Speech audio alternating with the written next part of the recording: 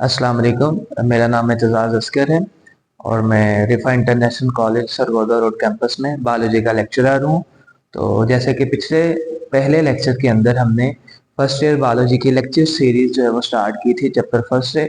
तो आज उसी का दूसरा लेक्चर हम स्टार्ट करेंगे। फर्स्ट ईयर बायोलॉजी से चैप्टर फर्स्ट है और उसका टॉपिक है हमारे पास डोमेन बैक्टीरिया। तो जैसे कि इस चैप्टर का नाम बायोडाइवर्सिटी एंड क्लासिफिकेशन है, जिसमें हम ये देखेंगे कि कुर्रा अर्ज पर, दुनिया में, अर्थ प्लेनेट के ऊपर जो मुख्तलिफ इकसाम की जिंदगियां पाई जाती हैं, उनको उनके दरमियान पाए जाने वाली जो सिमिलैरिटीज हैं, एक जैसी खसूसियात और डिससिमिलैरिटीज, कि वो खसूसियात जो उनको जानदारों को एक दूसरे से अलग करती हैं। तो इस बुनियाद पर फिर हम जानदारों को क्लासिफाई करते हैं। तो क्लासिफाई करने के लिए जो तीन बड़े टेक्सोनोमिक रैंक हैं, ठीक है, उनको हम डोमेन कहते हैं।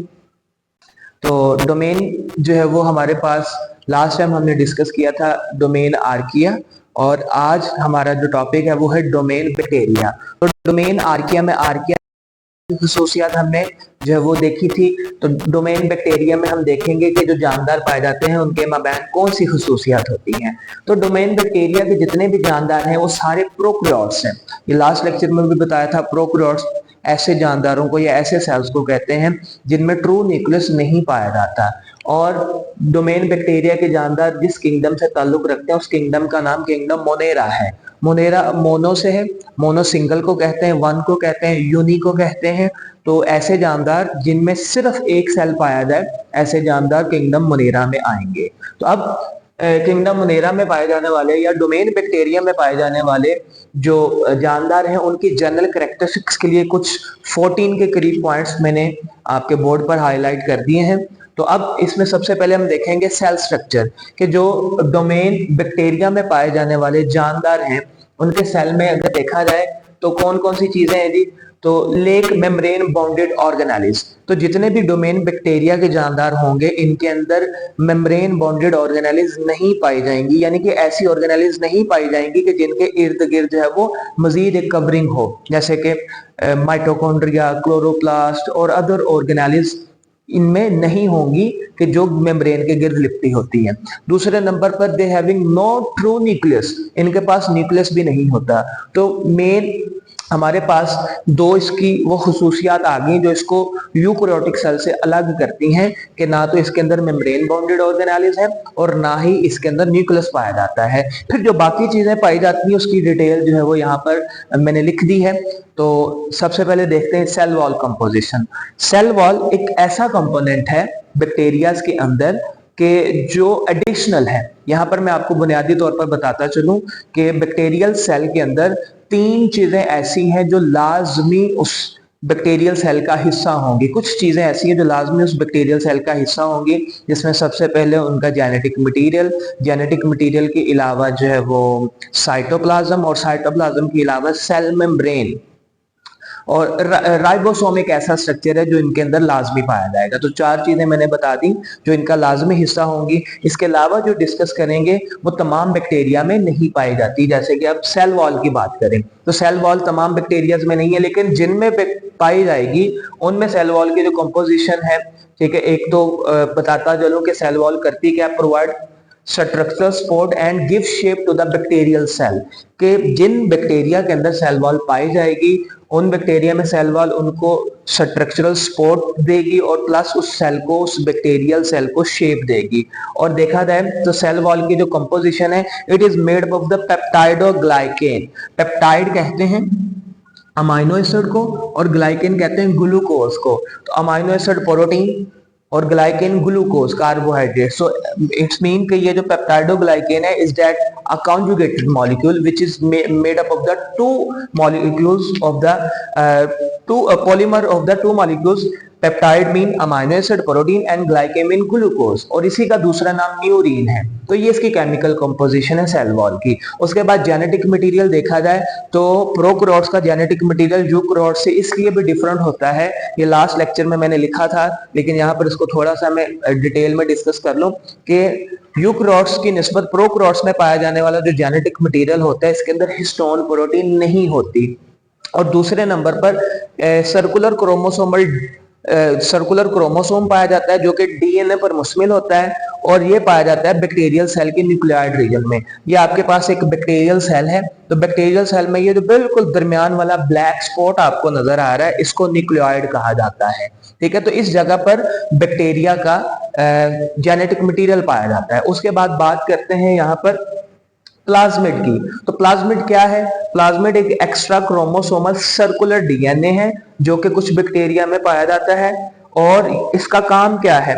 ये ट्रांसफर करता है बैक्टीरिया के दरमियान, यानी कि दो बैक्टीरिया जब आपस में करीब आते हैं तो उनके अंदर जेनेटिक डाइवर्सिटी के लिए जो है वो प्लाज्मिड आपस में रोल प्ले करते हैं, और साथ जो है वो इन्वायरमेंट को रेजिस्ट करने के लिए जो है वो एडॉप्टेशन जितनी भी आती है वो सारी प्लाज्मिड की वजह से आती हैं। हमने देखा है कि बहुत सारी एंटीबायोटिक्स भी किसी इन्फेक्शन की सूरत में अगर दी जाती है तो वो असर नहीं करती, क्योंकि बैक्टीरिया के अंदर मौजूद ये जो प्लाज्मिड है ये क्या करता है, बैक्टीरिया के अंदर एक ऐसी एडॉप्टेशन बिल्ड कर देता है, एक ऐसी रेजिस्टेंस बिल्ड कर देता है प्लाज्मिड के, जिसकी वजह से उस पर एंटीबायोटिक्स असर नहीं करती। तो एंटीबायोटिक रेजिस्टेंस के लिए प्लाज्मिड बड़ा अहम किरदार अदा करता है। तो ये अडॉप्ट करवाता है उसको स्ट्रेस के एनवायरनमेंट में।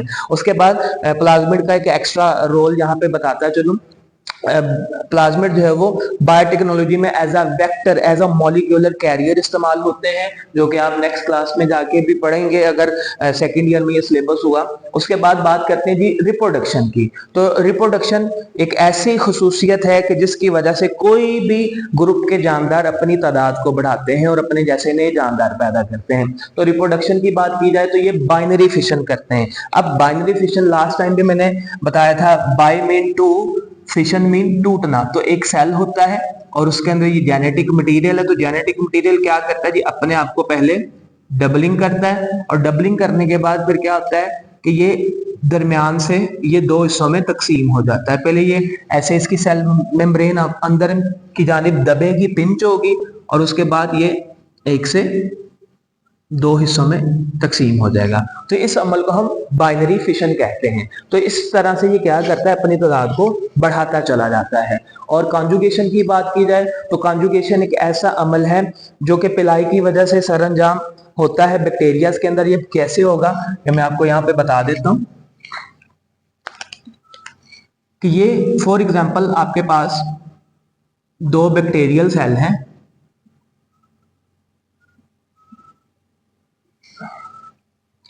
और उनके अंदर थोड़ा सा डिफरेंट जेनेटिक मटेरियल है एक दूसरे से। तो ये क्या करेंगे, अपने आप को एक खास किस्म का स्ट्रक्चर, जिसको नीचे एक पॉइंट में मैंने पिलाई लिखा हुआ है, तो पिलाई के जरिए से क्या करेंगे, ये दोनों बैक्टीरियल सेल्स आपस में कनेक्ट हो जाएंगे और अपना जेनेटिक मटेरियल आसानी से जो है वो एक्सचेंज कर पाएंगे।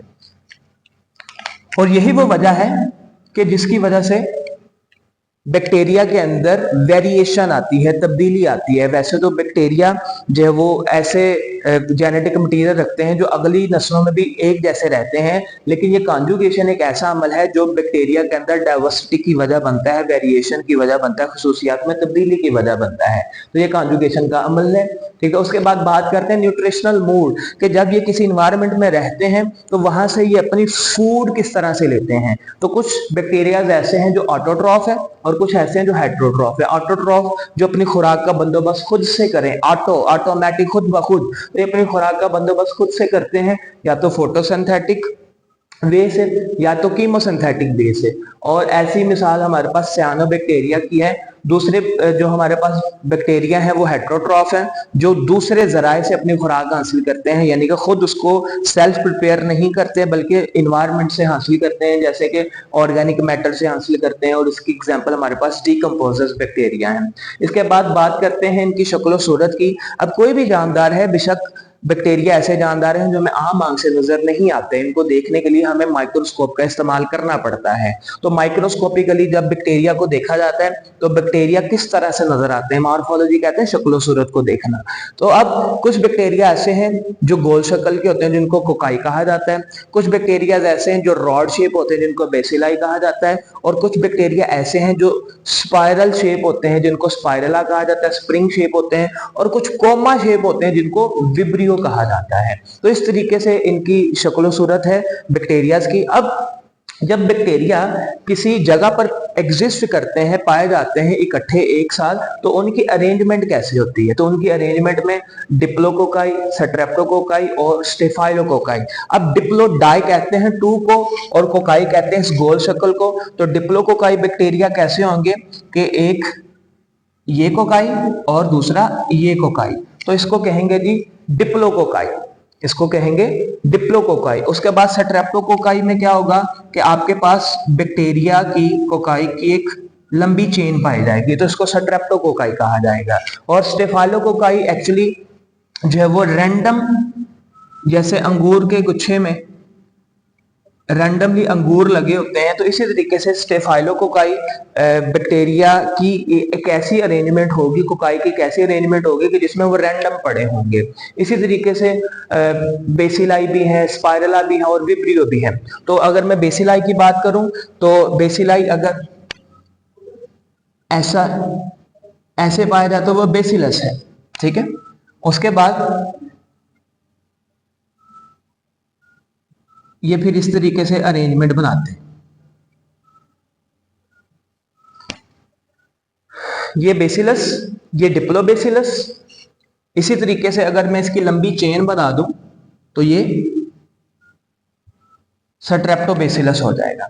लेकिन बेसिलस के बारे में बताता चलूं कि बेसिलस सीधी चेन में तो पाए जाएंगे, लेकिन ऊपर और नीचे इनकी अरेंजमेंट नहीं होती, ऊपर और नीचे इनकी अरेंजमेंट नहीं होती। तो इस तरीके से ये कॉलोनीज बना के रहते हैं। उसके बाद बात करते हैं इनके अंदर एक स्ट्रक्चर की, जो कि फ्लैजेला है। तो फ्लैजेला एक वाइप लाइक स्ट्रक्चर है, जैसे गाड़ियों के आगे स्क्रीन पर वाइपर लगा होता है, ठीक है। तो जब आपने पानी को या डस्ट को वहां से साफ करना होता है तो आप वाइपर का इस्तेमाल करते हैं गाड़ी पर। इसी तरीके से बैक्टीरिया के अंदर भी खास किस्म का स्ट्रक्चर पाया जाता है, वाइप लाइक स्ट्रक्चर पाया जाता है, जिसको फ्लैजेला कहा जाता है। तो ये हमारे पास बैक्टीरिया है, तो बैक्टीरिया में ये वाला जो टेल स्ट्रक्चर है इसको हम फ्लैजेला कहेंगे, जो कि खास किस्म के रीजन से ओरिजिनेट होता है, जिसको बेसल बॉडी कहा जाता है, जिसको बेसल बॉडी कहा जाता है। तो यहां से ये निकलता है और एक वाइप लाइक स्ट्रक्चर है जी। अब इसका काम क्या है बैक्टीरिया के अंदर? बैक्टीरिया के अंदर बेसिकली ये लोकोमोशन करवाता है, मूवमेंट करवाता है, बैक्टीरिया को एक जगह से दूसरी जगह जाने में मदद देता है। और फ्लैजेला की जो तादाद है वो एक या एक से ज्यादा भी हो सकती है। उसके बाद बात करें पिलाई और फिम्बरी की, तो pili are the hair like structure in some bacteria. तो ये देख सकते हैं आप ब्लैक कलर में मैंने यहाँ पे पिलाई ड्रॉ की है। उसके बाद ये किस चीज में हेल्प करते हैं? Help in attachment to the surface, कि जब फॉर एग्जांपल ये मेरी स्किन है तो स्किन सरफेस पर इस टाइम पे बहुत सारे बैक्टीरिया मौजूद हैं, तो बैक्टीरिया की अटैचमेंट के लिए यहाँ पर जो हेल्प आउट करने वाला जो स्ट्रक्चर है इज दैट पिलाई।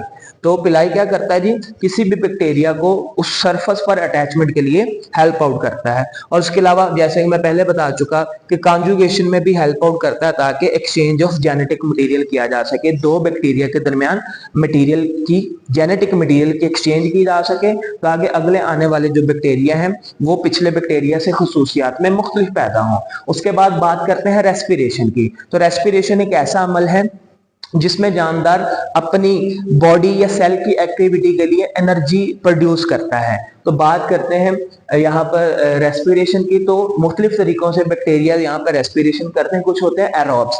एरोब्स ऐसे बैक्टीरिया हैं जो अपनी एनर्जी की तैयारी ऑक्सीजन की मौजूदगी में करेंगे, तो इनको हम एरोबिक बैक्टीरिया कहते हैं। कुछ एनएरोब्स हैं।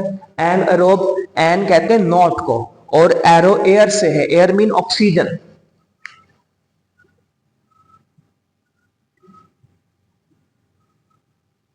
एरो एयर, और एयर से मुराद ऑक्सीजन है, यानी कि इनको एनर्जी की तैयारी के लिए ऑक्सीजन की जरूरत नहीं होती। उसके बाद है फैकल्टेटिव।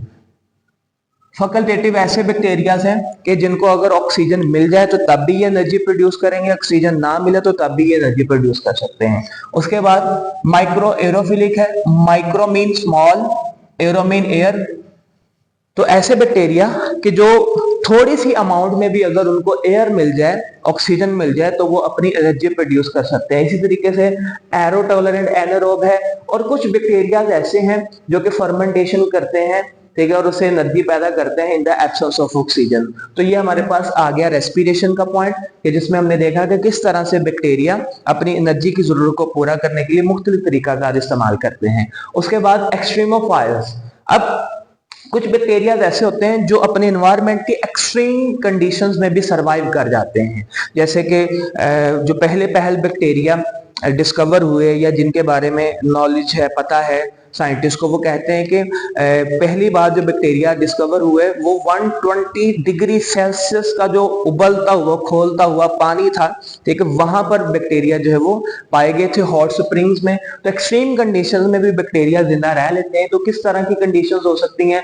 थर्मोफाइल्स, हाई टेम्परेचर, ठीक है, तो ज्यादा से ज्यादा टेम्परेचर में भी बैक्टीरिया जिंदा रह लेते हैं, जैसे कि मैंने बताया कि 120 डिग्री सेल्सियस तक बैक्टीरिया टेम्परेचर को बर्दाश्त कर सकते हैं। उस दूसरा नंबर पर हमारे पास जो एक्सट्रीम कंडीशंस में हेलोफाइल्स है, जिसमें हाई सैलिनिटी हो, यानी कि बहुत ज्यादा साल्ट की मौजूदगी में भी बैक्टीरिया जिंदा रहते हैं कुछ।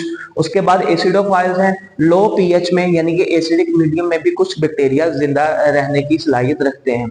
उसके बाद पैथोजेनिसिटी। पैथोजेनिसिटी कहते हैं जिंदा रहने की सलाहियत को, पैथोजेनिसिटी कहते हैं यहाँ पर बीमारी फैलाने की सलाहियत को, बीमारी फैलाने की सलाहियत को कहते हैं यहाँ पे। अब कुछ बैक्टीरिया क्या करते हैं? टॉक्सिन और विरुलेंस फैक्टर प्रोड्यूस करते हैं ताकि वो बीमारी पैदा कर सके। तो अक्सर हम देखते हैं अपने सराउंडिंग में लोग बीमार होते हैं, जानवर बीमार होते हैं, पौधे जो है वो इन्फेक्टेड हो जाते हैं, तो उनके पीछे बैक्टीरियल अटैक होता है, बैक्टीरियल इन्फेक्शन होता है। तो बैक्टीरिया उस अटैक को करने के लिए बहुत ज्यादा टॉक्सिन्स या कुछ विरुलेंस फैक्टर प्रोड्यूस करते हैं। तो ये cause disease in the human, animal and plants, तो जिसकी वजह से ये जानवरों में, इंसानों में और पौधों में बीमारी की वजह बनते हैं। उसके बाद यहाँ पर 14th पॉइंट डिस्कस करते हैं सिम्बियोसिस। सैम कहते हैं टुगेदर, बायोसिस कहते हैं लिविंग, इकट्ठे मिलके रहना। तो अब बहुत सारे बैक्टीरियाज ऐसे हैं जो दूसरे जानदारों के साथ मिलके रहते हैं। म्यूचुअलिज्म, म्यूचुअलिज्म की सूरत में, म्यूचुअलिज्म एक ऐसा रिलेशनशिप है जिसमें दो जानदार इकट्ठे मिलके रहते हैं और दोनों एक दूसरे को फायदा पहुंचाते हैं। तो अक्सर औकात में देखा गया कि बैक्टीरिया जब किसी दूसरे जानदार के साथ मिलके रहते हैं तो उनसे फायदा ले भी रहे होते हैं और उनको फायदा दे भी रहे होते हैं। जैसे root nodules, nitrogen fixing bacteria, जो पौधों की जड़ों के साथ जो है वो जुड़ के रहते हैं और नाइट्रोजन फिक्स करके देते हैं पौधों को, और इन रिटर्न वहां से पौधों से इनको शेल्टर मिलता है और प्लस न्यूट्रिशन मिलती है। कमेंसलिज्म एक ऐसा रिलेशनशिप है जिसमें एक जानदार को तो फायदा होता है और दूसरे जानदार को ना फायदा ना नुकसान। तो इस ऐसे रिलेशनशिप में भी बैक्टीरिया दूसरे जानदारों के साथ रहते हैं। और तीसरा है नॉर्मल फ्लोरा। नॉर्मल फ्लोरा में म्यूचुअलिज्म की एग्जांपल मैं ऑलरेडी आपको दे चुका हूं। तो नॉर्मल फ्लोरा किसी भी जानदार में पाए जाने वाले वो बैक्टीरिया जो किसी मकसद के लिए किसी जानदार के जिस्म में पाए जाए। जैसे अब हम इंसानों की बात करें तो इंसानों के जिस्म में भी बहुत ज्यादा बैक्टीरिया पाए जाते हैं जो कि बैक्टीरिया इंसानों को फायदा देते हैं, तो वो हमारे नॉर्मल फ्लोरा में आएंगे। और लास्ट पर डिस्कस करते चले इनके मेजर ग्रुप्स के, कि बैक्टीरिया के कौन कौन से मेजर ग्रुप्स हैं। जस्ट नाम इनके मैंने यहाँ पे लिखे हैं: प्रोटियोबैक्टीरिया, फ्रिमिक्यूटस, एक्टिनोबैक्टीरिया, सियानोबैक्टीरिया, स्पायरोचीट्स, एसिडोफाइल्स और एक्वीफेसी है। तो ये था जी आज का हमारे पास लेक्चर फर्स्ट ईयर बायोलॉजी से। तो उम्मीद है कि आपको ये लेक्चर अच्छा लगा होगा। Stay connected. अल्लाह।